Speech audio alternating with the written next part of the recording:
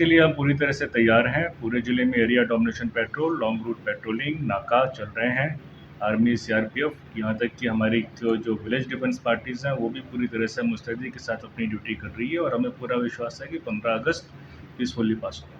Sir দেখা যাচ্ছে যিটো নেকি আলফা লিংমেণ্ট ধৰি আছে আপোনালোকৰ ক্ষেত্ৰত এই ক্ষেত্ৰত কিবা অপ্ৰীতিকৰ ঘটনা সংঘটিত হ'ব পাৰে নিশ্চয় জিলাত ये ऑपरेशन तो हमारे हमेशा चलते रहते हैं, ऐसी कोई अप्रिय घटना चिराजू जिले में नहीं होगी।